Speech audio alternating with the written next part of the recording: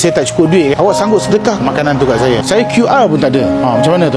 Potong gaji saya je. Gaji awak sehari berapa ringgit? Pada yang tak dapat lagi Play SOS tu, dapatkan sementara stok masih ada. 3 bulan percuma, 1000 GB. Kontrak daripada 2 tahun jadi setahun je.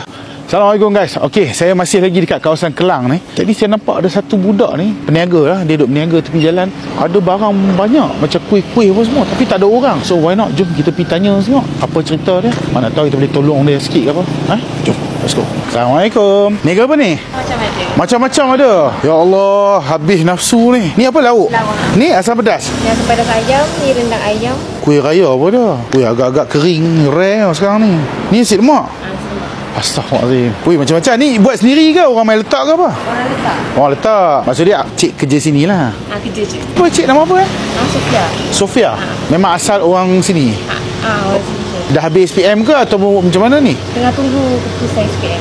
Banyak budak-budak yang habis SPM sekarang ni buat kerja part time je ni. Nice. Okey, bagi pendapat Cik Sofia lah kan. Dalam semua ni yang mana yang sedap? Laksa sedap.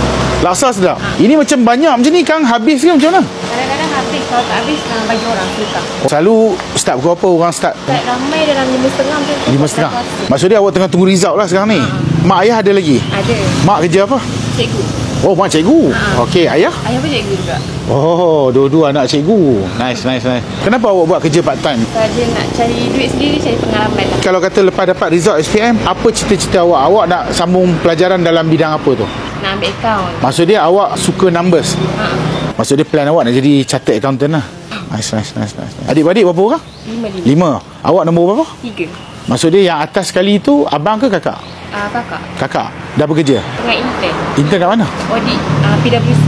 Uish, awak ni family line accounting ke macam mana? Kakak saya. Weh, comelnya nama apa ni? Nuha. Salam. Sayang. Oh, sini dia ni kot, high five je kot. Tak payah ambil duit. Tak apa, saya bayar. Tak payah, saya bayar. Okey, baik, sama-sama. Ni saya punya. Kira sekali dengan kakak tu punya. Okey? 38.50 sen. 38.50 sen. Katalah tiba-tiba saya tak cukup duit kan. Awak sanggup sedekahkan tak makanan tu kat saya? Boleh kot. Boleh? RM38.50 ni sanggup awak sedekahkan? Boleh kot. Kalau betul-betul tak ada duit. Okey, anggap je memang saya betul-betul tak ada duit. Dalam poket saya memang ada kunci. Saya hanya ada kad-kad je. Saya QR pun tak ada. Macam mana tu? Potong gaji saya je. Gaji awak sehari berapa ringgit? Maksud dia kalau RM38.50 tolak 50, baki berapa tu? RM11.50. Awak sanggup hari ni gaji awak RM11.50 je? Lillahi ta'ala, jawab betul-betul, jangan tipu. Betul? Memang saya tak ada duit. Bolehkah awak sedekahkan saya? Betul Betul? Serius ni saya tak bayar ni. Wah, ya awak jangan main-main. Betul? Tak apalah, memandangkan awak ni baik sangat-sangat kan. Ni saya bayar tadi berapa? 38 apa? Nah, ni lebih saya tak nak awak ambil. Lepas tu ni awak ambil duit raya kat awak. Okey? Niaga elok, kerja elok.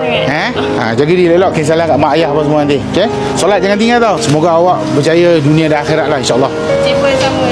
Semoga dia akan rezeki. Allah. Memandangkan Sofia ni baik ni. Macam ni lah. Ni saya bagi ekstra 50. Kejap lagi siapa datang beli makanan, jangan ambil duit daripada diorang. Diorang nak ambil apa, ambil. Cukup 50 tu baru awak berniaga balik.